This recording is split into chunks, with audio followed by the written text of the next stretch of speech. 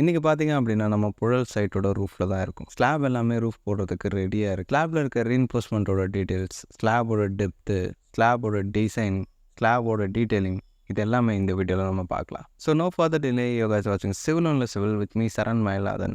Welcome to the video.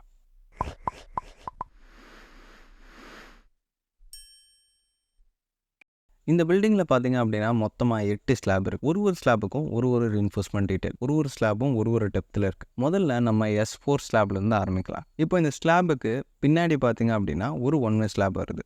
So இந்த S4 ஸ்லாப்லேருந்து reinforcement இதுக்கு பின்னாடி ஸ்லாபுக்கு போகலை, ரைட் ஹேண்ட் சைடும் போகலை, ஃப்ரண்ட் சைடும் ரீஇன்ஃபோர்ஸ்மெண்ட் போகலை. ஒன்லி லெஃப்ட் ஹேண்ட் சைடு மட்டும் தான் ரீஇன்ஃபோர்ஸ்மெண்ட் வந்து கண்டினியூ ஆகி போகுது. இப்போ இந்த ஸ்லாபோட சைஸை பார்க்கலாம். ஸ்லாபோட சைஸை எப்படி எடுக்கணும் அப்படின்னா பீமோட சென்டர் டு சென்டர் டிஸ்டன்ஸை தான் நம்ம ஸ்லாபோட லென்த் அண்ட் பிரெத் அப்படின்னு சொல்லுவோம்.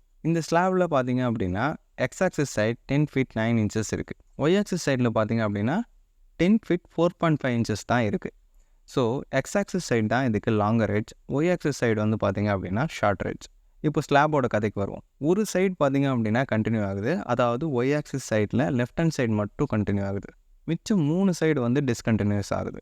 ஸோ இதனோட கண்டிஷன் என்ன அப்படின்னு சொல்லி பார்த்தீங்க அப்படின்னா 3 edges டிஸ்கண்டினியூஸ், 1 ஷார்ட்டர் எட்ஜ் வந்து கண்டினியூஸ். இந்த கண்டிஷனுக்கு IS456 டேபிள் 26 எடுத்து பார்த்தீங்க அப்படின்னா ஒரு வேல்யூ கொடுத்துருப்பாங்க. இப்போ ஃபஸ்ட் ஸ்டெப் என்ன பண்ணணும் அப்படின்னா உங்கள் ஸ்லாப் 1 வேவா 2 வேவா அப்படின்னு சொல்லி கண்டுபிடிக்கணும். அதை கண்டுபிடிக்க longer edge divided by shorter edge போட்டிங்க அப்படின்னா உங்களுக்கு ஒரு வேல்யூ வரும். அது 202க்கு கீழே இருந்துச்சு அப்படின்னா நம்ம வந்து 2A ஸ்லாப்னு சொல்லுவோம், அதெல்லாம் ஓகே தான். பட் அந்த வேல்யூ என்ன வருது அப்படின்றத நோட் பண்ணணும்.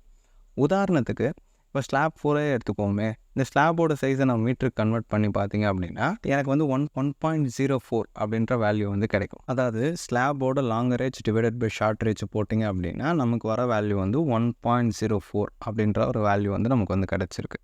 இப்போது இதில் டேபிள் 26 எடுத்துக்குவோம். நம்மளோட கண்டிஷனுக்கு ஸ்லாபுக்கு வந்த வேல்யூஸ்க்கு நோட் பண்ணிக்கலாம். இப்போ நமக்கு வந்து 1.04க்கு எக்ஸாக்டான வேல்யூஸ் இருக்காது. ஸோ அதுக்கு முன்னாடி இருக்க வேல்யூஸும் பின்னாடி இருக்க வேல்யூஸும் எடுத்து இன்டர்போலேஷன் மெத்தடில் போட்டிங்க அப்படின்னா நமக்கு ஆல்ஃபா எக்ஸ் வந்து கிடச்சிரும். இப்போ இதே டேபிளில் லாஸ்ட்டில் பார்த்தீங்க அப்படின்னா ஒரு வேல்யூஸ் இருக்கும், அதுதான் ஆல்ஃபா ஒய். இதை ஒரு பக்கம் வச்சுக்கலாம். இப்போ நம்ம லோட் கால்குலேஷனுக்கு வருவோம். இப்போது இந்த ஸ்லாபோட டெட் வெயிட்டை கண்டுபிடிக்கணும். இதுதான் ஃபஸ்ட்டு ஸ்டெப். டெட் வெயிட்டை எப்படி கண்டுபிடிக்கிறது?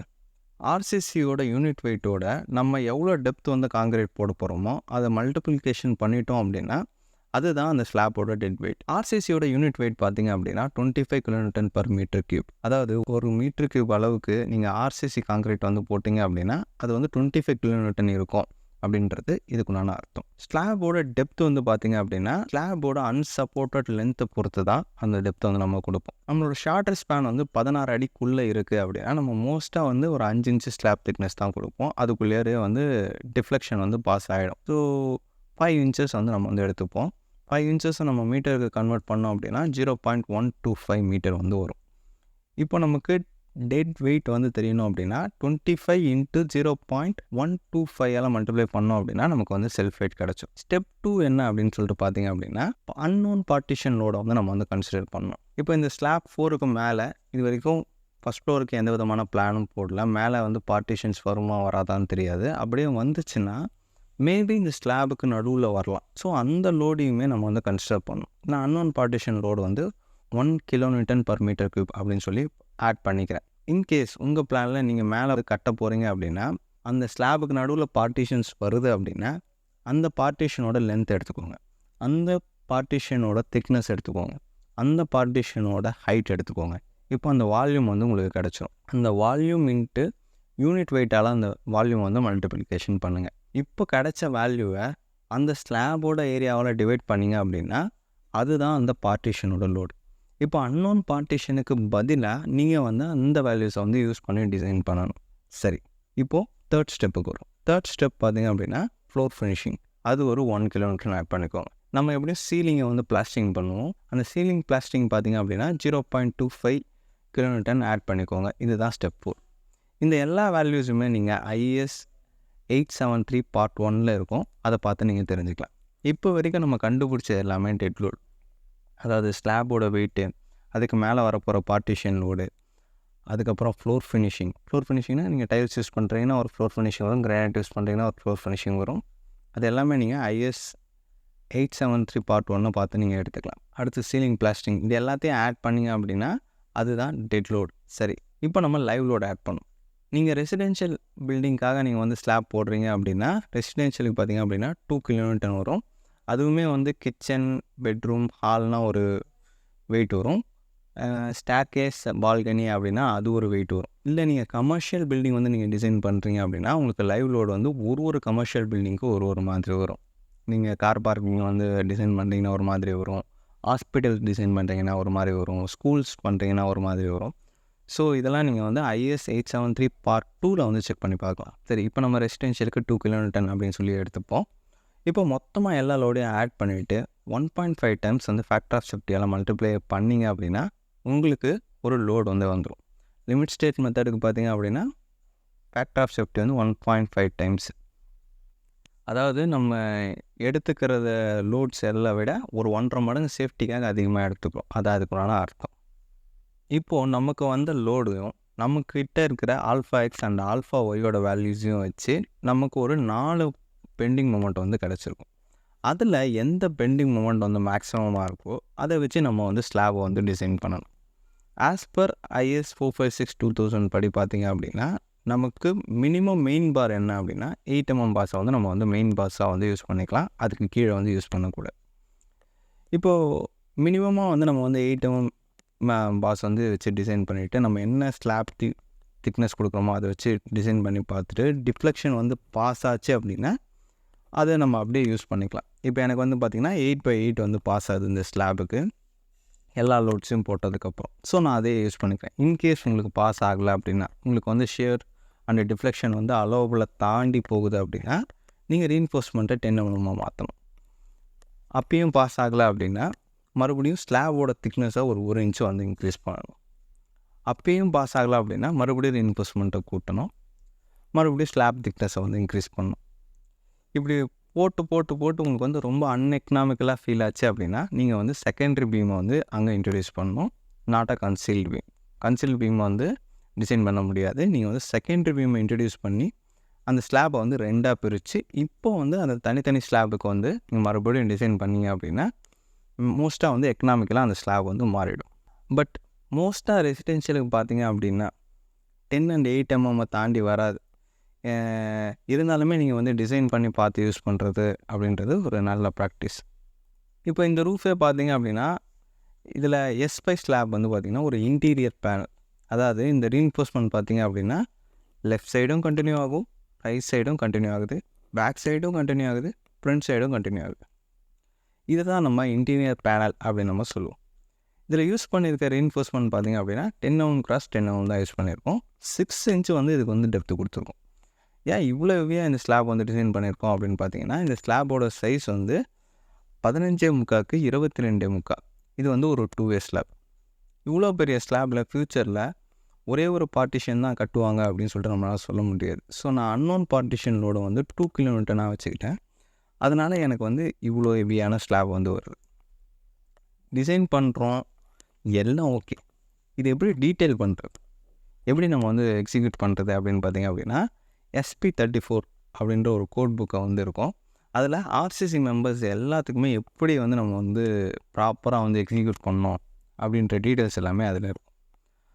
அந்த SP-34 படி ஸ்லாபுக்கு என்ன கிராங்க் லென்த்து, என்ன டெவலப்மெண்ட் லென்த் கொடுத்துருக்காங்க அப்படின்றத இப்போ பார்க்கலாம். இப்போ ஒன் சைடு பார்த்திங்க அப்படின்னா டிஸ்கண்டினியூ ஆகுது. அந்த டிஸ்கண்டினியூ ஆகிற இடத்துல கிராங்க் லென்த் பார்த்திங்க அப்படின்னா 0.15L அப்படின்றத நம்ம எடுத்துக்கணும். கண்டினியூ ஆகிற இடத்துல நம்ம 0.25L அப்படின்றத கிராங்க் லென்த்தை எடுத்துக்கணும். அதாவது L வந்து லென்த்து அப்படின்னா ஒரு 10 அடி இருக்குது அப்படின்னா அந்த 10 அடி இன்ட்டு 0.15L டிஸ்கண்டினியூ ஆகிற இடத்துல கொடுத்துக்கணும். அது என்ன லென்த் வருதோ அந்த லென்த்தை வந்து கிராங்க் லென்த்தாக நம்ம வந்து டிஸ்கண்டினியூ ஆகிற இடத்துல கொடுக்கணும். இதுவே கண்டினியூ ஆகிற இடத்துல 0.25L அதை மல்டிப்ளை பண்ணி அது என்ன லென்த் வருதோ அதை வந்து கொடுக்கணும். டெவலப்மெண்ட் லென்த்து பார்த்திங்க அப்படின்னா பக்கத்து ஸ்லாபில் எவ்வளோ பெரிய ஸ்லாபாக இருக்கும் அந்த ஸ்லாபோட 0.3 தான் நம்ம வந்து டெவலப்மெண்ட் லென்த்தாக கொடுப்போம். அதாவது நம்ம ஸ்லாப்லேருந்து போகிற ரீஎன்ஃபோர்ஸ்மெண்ட் பக்கத்து ஸ்லாபோட 0.3L வரைக்கும் இந்த டெவலப் ஆகி போகணும். அதே பக்கத்து ஸ்லாப்லேருந்து வர ரீஎன்ஃபோர்ஸ்மெண்ட் நம்ம ஸ்லாபோட 0.3 வரைக்கும் கண்டினியூ ஆகி வந்து நிற்கணும். இது வந்து பார்த்திங்க அப்படின்னா இது வந்து ஒரு 1 way ஸ்லாப்பு. இங்கே இந்த சைடு பீம் சப்போர்ட் இருக்குது. அதை விட்டுச்சு அப்படின்னா அது லாஸ்ட்டில் தான் பீம் சப்போர்ட் இருக்குது. ஓகேங்களா? ஸோ இது வந்து ஒரு லாங் எட்ஜு, இது வந்து ஒரு short edge. So long edge divided by short edge போட்டிங்க அப்படின்னா 202க்கு மேலே இருந்துச்சு அப்படின்னா அது வந்து 1 way ஸ்லாபாக தான் வரும். ஸோ இது வந்து பார்த்திங்க அப்படின்னா கன்ஃபார்மாக இது 1 way ஸ்லாப் தான். இதில் யூஸ் பண்ணியிருக்க ரீஇன்ஃபோர்ஸ்மெண்ட் பார்த்திங்க அப்படின்னா 8/8 வந்து நம்ம யூஸ் பண்ணுவோம். பார்த்திங்கன்னா 10 பார் அப்படியே அந்த சைடு அப்படியே கண்டினியூ ஆகுது. அங்கே போயிட்டு அந்த பீமில் வந்து நின்றுட்டோம். அந்த அதுக்கு பக்கத்தில் இருக்குது பார்த்திங்கன்னா அந்த ஸ்லாப்பில் கண்டினியூ ஆகும். அப்படியே வந்து ஃப்ரீயாக நின்றோம். இப்போது இந்த ஸ்லாபோட கிராங்க் வந்து அந்த ஸ்பேஸ் வந்து ஃபில்லப் பண்ணும். அது வரைக்கும் டெவலப் ஆகி அங்கே போய் நிற்கும். இப்போ இந்த ஸ்லாபோட கண்டிஷன் பார்த்திங்க அப்படின்னா ஒரே ஒரு லாங் எட்ஜ் வந்து டிஸ்கண்டினியூஸ், ஒரு ஷார்ட் எட்ஜும் கண்டினியூ ஆகிடுது, இன்னொரு ஷார்ட் எட்ஜும் இந்த பக்கம் கண்டினியூ ஆகிடுது, ஒரு லாங் எட்ஜும் இந்த சைடு வந்து கண்டினியூ ஆகிடுது. ஸோ ஒரு லாங் எட்ஜ் வந்து இந்த சைடு வந்து டிஸ்கண்டினியூஸ். ஸோ இதுதான் இந்த ஸ்லாபோட கண்டிஷன். இப்போ இந்த ஸ்லாப்பை மட்டும் தனியாக எடுத்து அதில் டெட் டோர் லைட் போர்டு எல்லாமே அப்ளை பண்ணிவிட்டு அதுக்கப்புறமா இந்த ரீஇன்ஃபோர்ஸ்மெண்ட்டை கண்டுபிடிக்கலாம். இது வந்து டிஸ்கண்டினியூஸ் எட்ஜு. இது வந்து 0.15 L இது. ஓகேங்களா? அதே மாதிரி இப்போ இந்த கிராங்க் பார்த்திங்கன்னா லாஸ்ட் வரைக்கும் இந்த ஸ்லாபோட எட்ஜ் வரைக்கும் சில பேர் என்ன பண்ணுவாங்கன்னா இங்கேயே நிப்பாட்டிடுவாங்க. அப்படி இல்லாமல் லாஸ்ட் வரைக்கும் ஃபுல்லாகவே கிராங்க்ஸ் வந்து ப்ரொவைட் பண்ணும். ஃபுல்லாகவே இப்போ எட்ஜு டு எட்ஜு வந்து கிராங்க் வந்து வரணும். அவங்க ஸ்டார்ட் பண்ணுறீங்களா கிராங்க்கு, அப்படியே ஒன்று விட்டு இவ்வளோ தூரம் வந்து கிராங்க் வரணும். அண்டு இந்த சைடு வந்து கிராங்க் வந்து அதே மாதிரி ஒன்று எட்ஜு டு எட்ஜ் வரணும். அதே போல் இந்த சைடும் கிராங்க் வந்து இங்கே ஸ்டார்ட் ஆகுதுன்னா அந்த எட்ஜ் வரைக்கும் இங்கே ஸ்டார்ட் ஆகுதுன்னா அப்படியே ஃபுல்லாக லாஸ்ட் வரைக்கும் கிராங்க் இருக்கும். ஸோ 4 சைடும் வந்து கிராங்க் இருக்கும். எதுக்காகனா இந்த சைடு வந்து தூக்கும், இந்த சைடு தூக்கும், இந்த சைடு தூக்கும். ஸோ இப்படி லோடு இங்கே இருக்கிறோன்னா 4 சைடும் வந்து ஆகும். ஸோ அங்கே அந்த இடத்துல டென்ஷன் வந்து டாப்பில் தான் இருக்கும், இந்த சைடும் டென்ஷன் வந்து டாப்பில் தான் இருக்கும். ஸோ இந்த மாதிரியான இடத்துல நம்ம வந்து டாப்பில் வந்து ரீஇன்ஃபோர்ஸ்மெண்ட் பண்ணியே ஆகணும். இது எல்லாமே வந்து பார்த்திங்கன்னா இது வந்து 8/8, இது வந்து 8/8, ஒரு பெரிய 1 way ஸ்லாப். இது 8/8 தான். அது ஒரு 8/8. இது வந்து 10/10 6 inch ஸ்லாப், பெரிய ஸ்லாப். இது இன்டர்மீடியட் ஸ்லாப். இது வந்து பார்த்திங்க அப்படின்னா 8/8, இதுவும் 8/8, இதுவும் 8/8 தான். அது லாஸ்ட்டு ஒரு ஷிட் அவுட் ஸ்லாப் இருக்குது, அதுவுமே 8/8. ஸோ இது மட்டும் தான் 10/10 சின்ன ஸ்லாப். பட்டு இதனோட டெவலப்மெண்ட் லென்த் எவ்வளோன்னு பார்த்தீங்கன்னா இங்கே ஸ்டார்ட் பண்ணி இங்கே வந்து கிராங்க் ஆகிடுச்சிங்களா, அந்த பாயிண்டில் வந்து கிராங்க் ஆகிட்டு அப்படியே இவ்வளோ தூரம் இருக்கும். ஸோ சின்ன ஸ்லாப் தானே ரீஇன்ஃபோர்ஸ்மெண்ட் கம்மியாகும்னு சொல்ல முடியாது. அதனோட ரீஇன்ஃபோர்ஸ்மெண்ட் எவ்வளோ வரணும் அப்படிங்கிறது இதுக்கு பக்கத்தில் இருக்க பெரிய ஸ்லாப்போட சைஸை பொறுத்து தான்.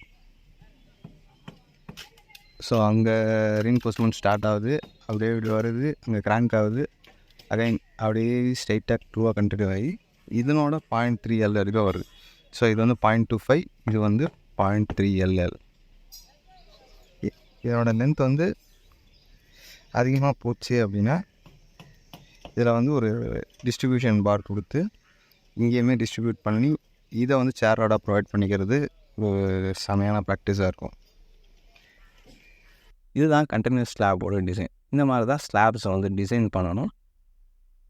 இதில் உங்களுக்கு ஏதாச்சும் டவுட்ஸ் இருந்துச்சு அப்படின்னா கீழே கமெண்ட்ஸில் லீவ் பண்ணுங்கள். மேலும் இது போன்ற வீடியோக்களுக்கு civil only civil channel subscribe பண்ணுங்கள்.